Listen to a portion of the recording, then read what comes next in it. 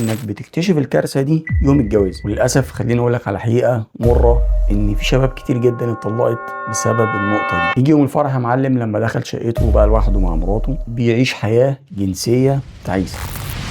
لما تتفرج على مقطع اباحي معين ساعتها بتشوف حاجات مش موجوده في الواقع اصلا، لان اللي بيعملها قاصد يعملها بشكل مش طبيعي عشان يجبرك تتفرج عليها ويستمتع من وراك بشكل خاص.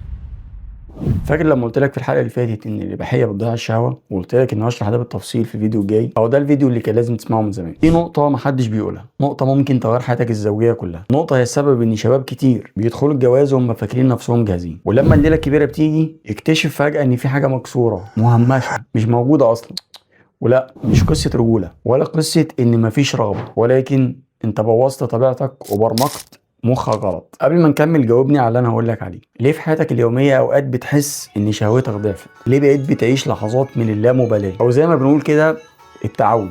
ليه المشاهد اللي كانت بتشعل دماغك زمان بقت عاديه؟ ليه بتحتاج دوافع اقوى، اكتر، اغرب، اجدد؟ ليه الطبيعي ما بقاش كفايه ليك؟ انا هقول لك، بس سيب لي نفسك وخليك معايا دقايق. السلام عليكم ورحمه الله وبركاته، انا محمد صابر. في السلسله دي احنا مش مجرد بنعالج العاده السريه، احنا بنكشف المخططات والمداخل اللي بتوصلك ليها. لان العاده السريه مش فعل وليد اللحظه، ولكن هي نتيجه خطوات صغيره. او نهايه طريق بدا من غير ما تاخد بالك. طريق بدا من نظره، من صوره، من مقطع، من فراغ، من اكتئاب، من هروب. واحنا الحلقه دي بنكمل اللي وعدتك بيه. ليه شهوتك بتقل؟ ليه الطبيعي ما بقاش كفايه بالنسبه لك؟ ليه بعد الجواز ممكن تلاقي نفسك مش حاسس او مش عارف كمان؟ وليه ده مرتبط باخطر مداخل الشهوه اللي هنتكلم عنها في السلسله الجايه ان شاء الله؟ عايزك تسخن معايا كده وتشد الحزام، لان ده اهم فيديو في حياتك. خلينا نجاوب على السؤال ده، ازاي العاده السريه والاباحيه بتسيطر على دماغك؟ بص، الموضوع مش رغبه، الموضوع كيميائي. انا عمري ما حبيت الكيمياء بصراحه، فخلينا نبسط الكلام على قد ما نقدر. في حاجتين عايزك تعرفهم. اول حاجه ان مخك فيه زرار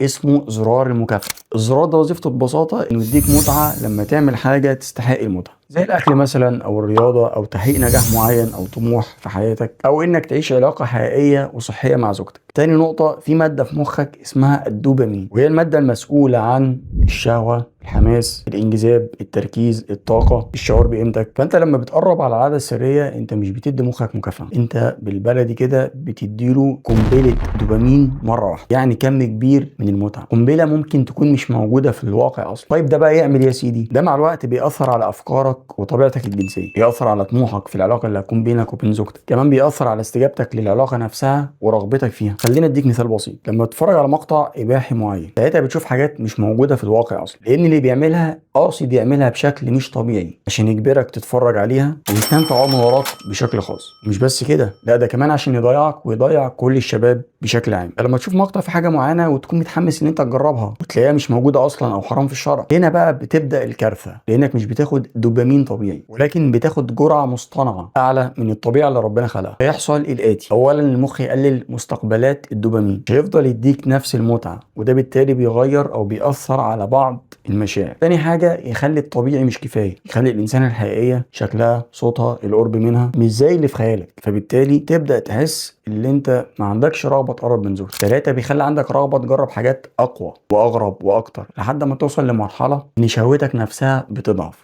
اربعه، ودي نقطه خطيره، انك بتكتشف الكارثه دي يوم الجواز، لما تلاقي نفسك مش قادر تستجيب، مش قادر تستمتع، مش قادر تحس، وتسأل نفسك ليه؟ انا ايه اللي حصل لي؟ انا سليم بس مش قادر. وللاسف خليني اقول لك على حقيقه مره، ان في شباب كتير جدا اتطلقت بسبب النقطه دي، ولو ما طلقش بيعيش حياه جنسيه تعيسه. طبعا ده بيكون في ظلم كبير جدا للزوجه. محدش فاهم ان دي مشكله بتكون في مخك انت مش جسمك، لان الخيال اللي انت غذيت بيه مخك سنين اعلى من الواقع مليون مره. النقطه اللي انت لازم تفوق عندها، هقول لك على قصه بتحصل في حياتنا كل يوم. شاب زيه زيك قبل 3 شهور من الجواز قرر ان هو يبعد عن العاده السريه، زي اي شاب كده بيشغل دماغه ويقول لك انا هبطل العاده السريه قبل الجواز عشان اهيئ نفسي للحياه الزوجيه الطبيعيه، ويقول لك الحق ارمي نفسي بقى كفايه كده وابدا صفحه جديده. يجي يوم الفرح يا معلم لما دخل شقته وبقى لوحده مع مراته، وجات اللحظه اللي طول عمره بيتمناها، واي شاب بيتمنى اللحظه دي. هنا حصل الكابوس، حصل اللي هو ما كانش متخيله. لقى نفسه مش قادر، لقى نفسه مش حاسس، لقى نفسه مش موجود اصلا.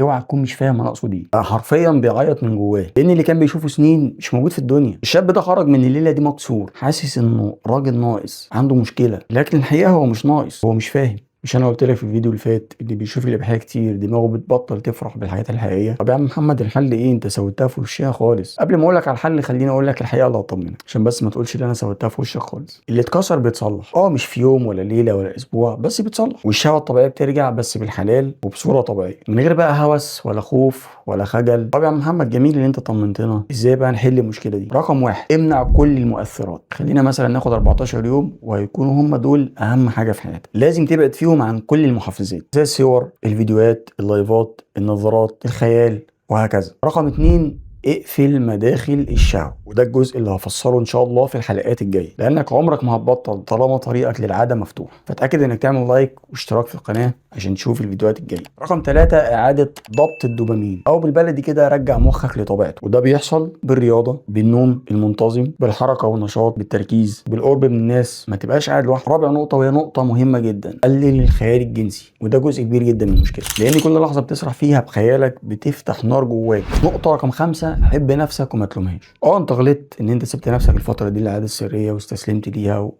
وفتحت على نفسك باب المحفزات اللي احنا بنقول عليها وكل دوت، بس ده كله انت تقدر تصلحه. فحبك لنفسك وعدم لومها هيكون دافع ليك اللي انت تكمل وما تيأس. نقطة رقم 6 هي انك لازم تتعود على الطبيعي، يعني مخك لازم يتعلم يبدأ يستجيب للطبيعي، للإنسانة الطبيعية مش للشاشة. نقطة رقم 7، ابدأ رحلة الرجوع لنفسك، مش الرجوع للمتعة، الرجوع لإحساسك. قبل ما تقفل الفيديو عايزك تكتب في الكومنت كلمة رجعت نفسي، علشان تكون أول خطوة إنك ترجع تاني. أنا محمد صابر، وبنحاول هنا نصلح اللي اتكسر، مش بس بنحكي، إحنا بنغير. بس التغيير بيبدأ من عندك، فقوم وقطع السلسلة اللي ميداك علشان تبقى راجل حقيقي قادر يحب، قادر يتحب، قادر يعيش ويسيطر على نفسه. وما تنساش تشوف السلسلة الجاية اللي هنتكلم فيها عن أخطر مداخل الشهوة، واللي من غير ما تعرفها للأسف مش هتقدر تبطل العادة السرية. بفكرك لو الفيديو عجبك تعمل لايك ليه، اشتراك في القناة وشير، وما تنساش تتابع كل جديد. سلام عليكم.